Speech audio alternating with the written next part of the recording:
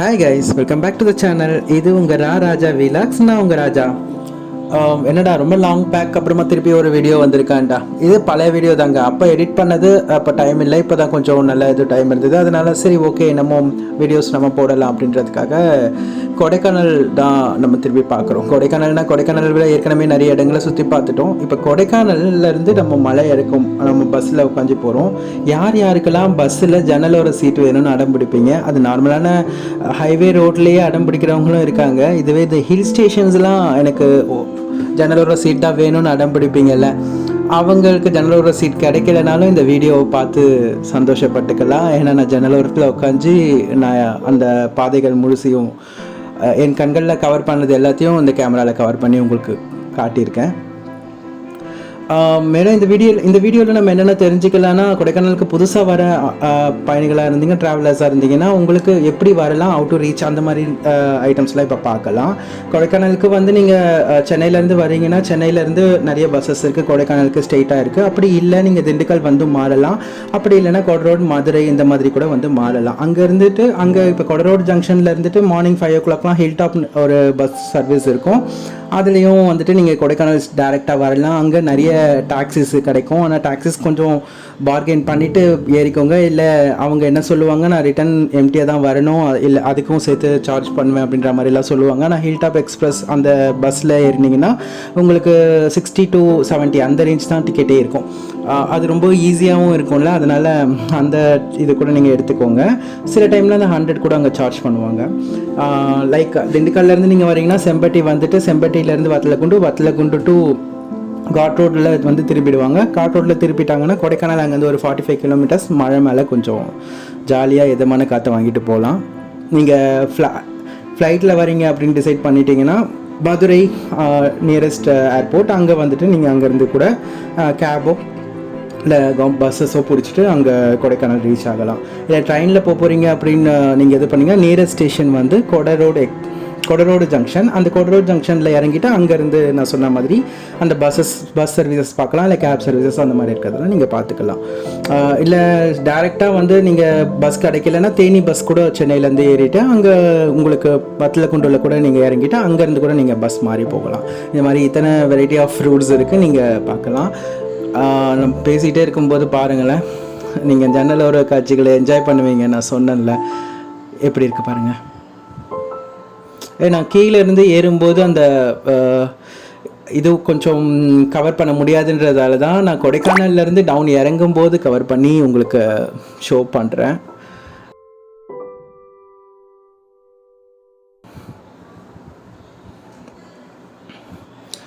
கொடைக்கானலில் தாவரங்கள் பார்த்திங்கன்னா பல அரிய வகை தாவரங்கள் இருக்குது. இன்னும் நிறைய விஷயங்கள் வந்து அந்த கொடைக்கானலில் மலைகளில் ஒளிஞ்சிருக்கு.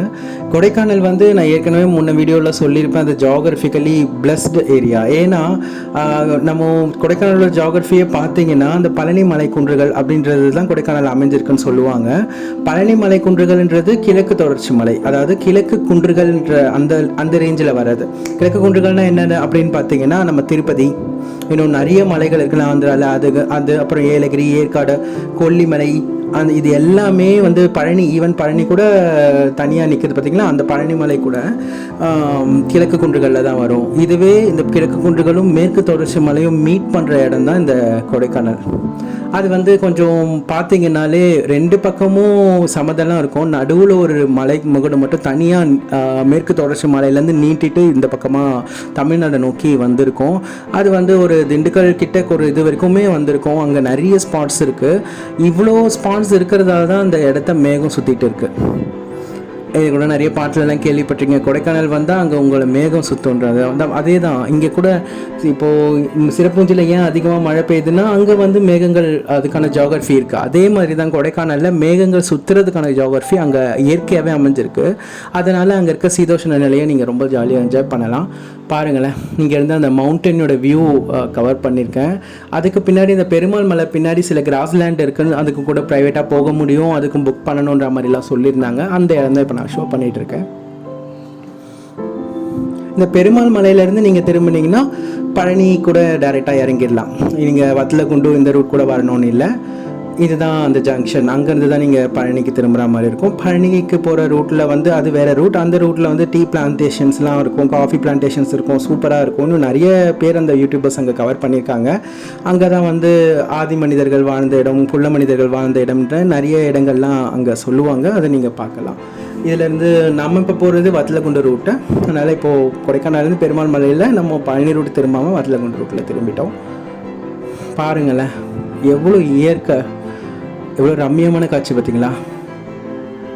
நான் ஏதோ வர்ணிக்கணும் பேசணும் அப்படின்றதுக்காகலாம் பேசலை. இது என்னோட உள் மனசுலேருந்து வர வார்த்தைகள். நீங்கள் பாருங்கள், நீங்களும் அதே ஃபீல்டில் யோசித்து பாருங்களேன்.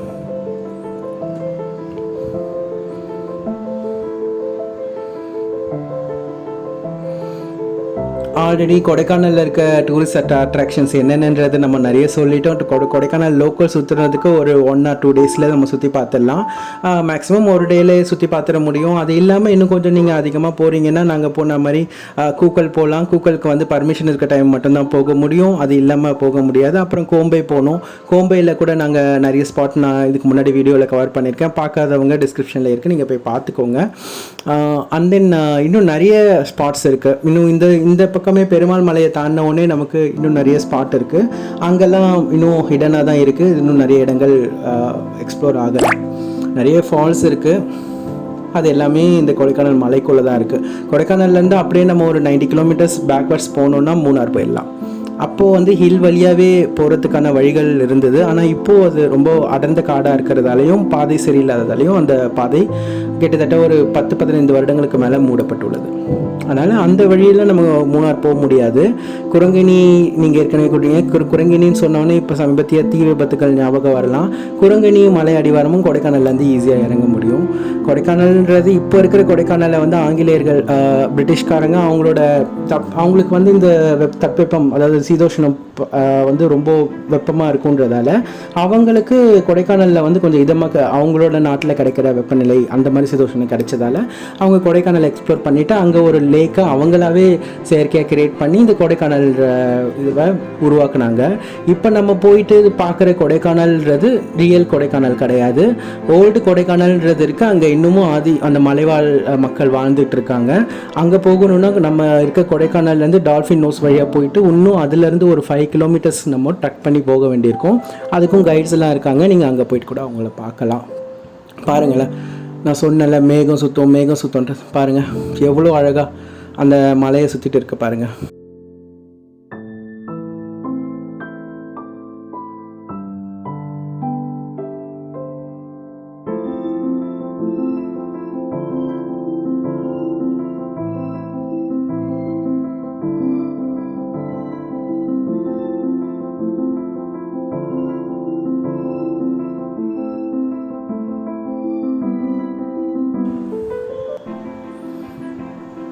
ஒரு க்ரீனரியான ஒரு ஹில்ல, அதுக்கு மேலே ஒயிட்டில் மேகங்கள் சூழ்ந்திருக்கு, அதுக்கு மேலே ப்ளூ கலர், அதுதான் ஸ்கை.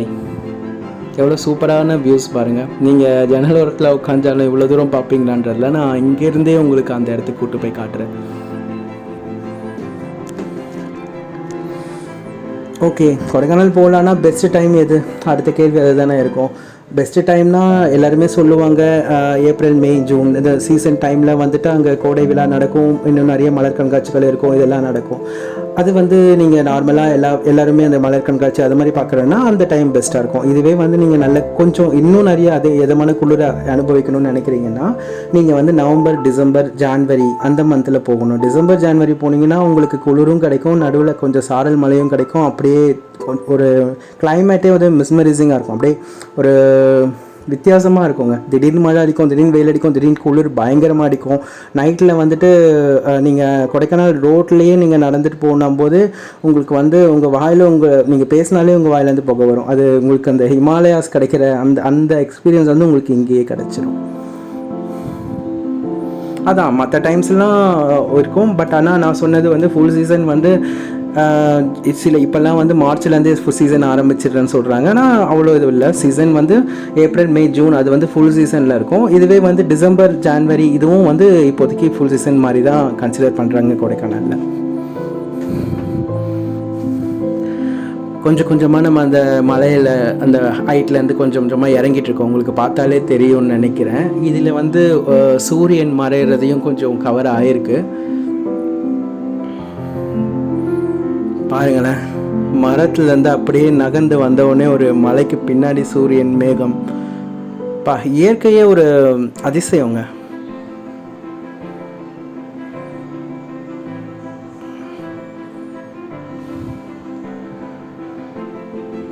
கொஞ்சம் கொஞ்சமாக நம்ம மலை இறங்கிட்டு இருக்கோன்றது தெரியுதா?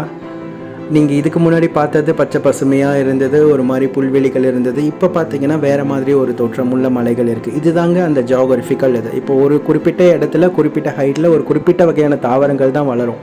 நான் ஃபைன் ஃபாரஸ்ட்டை பற்றி எக்ஸ்பிளைன் பண்ணும்போது சொல்லியிருப்பேன். அதுதான் இங்கேயும் திருப்பி சொல்கிறேன். இங்கே அதே மாதிரி தான் எங்கே எந்த தாவரங்கள் இருக்கோ அதே மாதிரி தான் அனிமல்ஸும் இருக்கும். அங்கேருந்து எவ்வளோ பேர் நின்றுட்டு பார்த்துட்ருக்காங்க பாருங்களேன், எவ்வளோ சூப்பரான வியூ. ஐ திங்க் நீங்கள் எல்லோரும் இப்போ இன்னும் சூப்பராக என்ஜாய் பண்ணிகிட்டு இருப்பீங்கன்னு நினைக்கிறேன். ஜாலியாக என்ஜாய் பண்ணுங்கள் இந்த மியூசிக்கோட.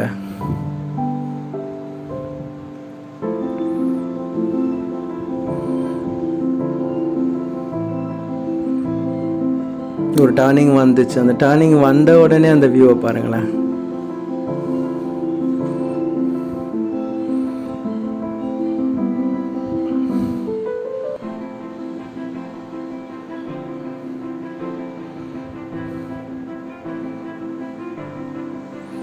கீழே வந்து தெரியுது பார்த்தீங்களா, மஞ்சளாறு டேமோட ஸ்டார்டிங் இது வந்துருச்சு. இங்கேருந்து வியூ பண்ண ஆரம்பிப்பாங்க. இன்னும் கொஞ்சம் நான் நல்லாவே மஞ்சளாறு டேம் கவர் பண்ணியிருப்பேன். போக போக நீங்கள் அதை பார்ப்பீங்க. மஞ்சளாறு டேம்ன்றது வந்து இந்த தேனி இந்த பெரிய குளம் பக்கத்தில் இருக்க ஒரு பெரிய டேம். அங்கேருந்து பாசனங்களுக்குலாம் யூஸ் பண்ணிக்கிறாங்க. நீங்கள் இன்னும் கொஞ்சம் இதுவாக வேறு இது கீழே போக போக பெரிய குளம் கூட நீங்கள் ஓரளவு பார்க்க முடியும். பட் தேனி அந்தளவு தெரியுமான்னு தெரியல. அது நீங்கள் அந்த கொடுங்கனி மலை அந்த பயணத்தில் பார்க்க முடியும். இதோ இருக்குது பாருங்கள், அதுக்கு தான் வியூ பாயிண்டிங் வச்சுருக்காங்க மஞ்சளாறு டேம் பார்க்குறதுக்காக. பார்த்தீங்களா, மஞ்சளாறு டேம் கவர் பண்ணுவேன்னு சொன்னேன்ல, சூப்பராக இருக்கா மஞ்சளாறு டேம். இது தான் இங்கே மேலே இருந்து அந்த டேமை பார்க்குறதுக்கு எவ்வளோ சூப்பராக இருக்குது பாருங்களேன். நிறைய பேர் அங்கே நின்று செல்ஃபி எடுத்துக்கிட்டு, அந்த மலை வந்து முடிஞ்சு அதுக்கப்புறம் ஒரு சின்ன மலைகள் குன்றுகள் ஆரம்பித்து அதுக்கு நடுவில் ஒரு நீர்த்தேக்கம். வாவ், எப்படி இருக்குது பாருங்கள்.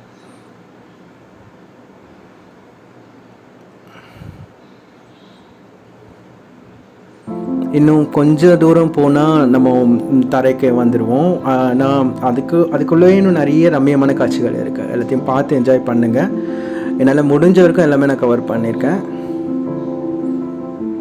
என் விழிகளில் நான் என்ன பார்க்குறேனோ அதுதான் இந்த கேமராவில் கவர் பண்ணியிருக்கேன். நீங்களும் அந்த கொடைக்கானல்லேருந்து இறங்குற மாதிரியே நினச்சிட்டு பாருங்கள், பார்க்கவே அருமையாக இருக்கும். என்னடா என்னென்னோ சொல்கிறேன் அப்படிலாம் இல்லை, நீங்கள் அதை உணர்ந்து பாருங்கள், அப்போ தான் உங்களுக்கு அந்த ஃபீல் தெரியும். ஏன்னா ஜன்னலோரம் இருக்கிறது சண்டை போடுறதோட இங்கே ஜன்னலோரம் ஈஸியாகவே உங்கள் கையிலே கிடச்சிச்சு. பார்த்தீங்களா எப்படி இருக்கு பாருங்கள்.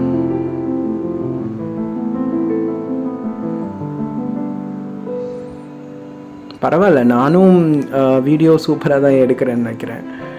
இதெல்லாம் என்னோடய பழைய வீடியோஸ், ரொம்ப வருஷத்துக்கு முன்னாடி எடுத்தது. அது எல்லாத்தையும் மெர்ச் பண்ணி தான் உங்களுக்கு இந்த அழகான காட்சிகளை காட்டுறேன். ஆனால் உண்மையாகவே இது எல்லாமே கொடைக்கானல் தான். எங்கோ வேறு எங்கேயோ இருக்க எல்லா வீடியோஸையும் மெர்ச் பண்ணிலாம் காட்டலை. நீங்களே பார்த்துட்டு இருப்பீங்க, உங்களோட அந்த வீடியோவோட கண்டினியூட்டியில் தெரிஞ்சிருக்கும்.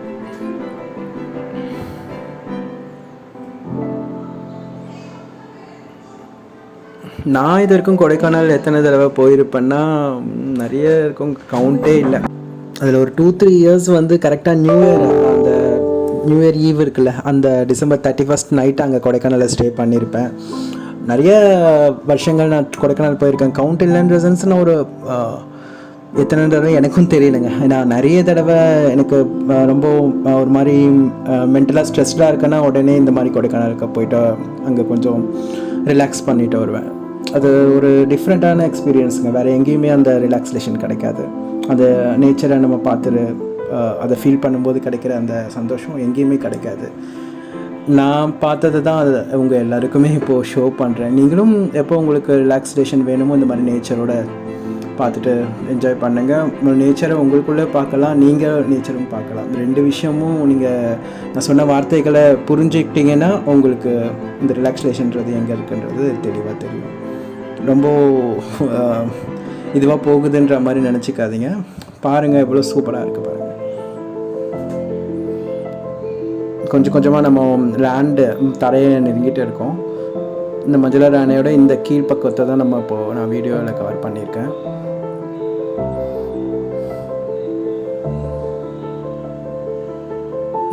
டவுன் இறங்க இறங்க குளிரோட இதுவும் குறைஞ்சிட்டு தான் இருக்குது.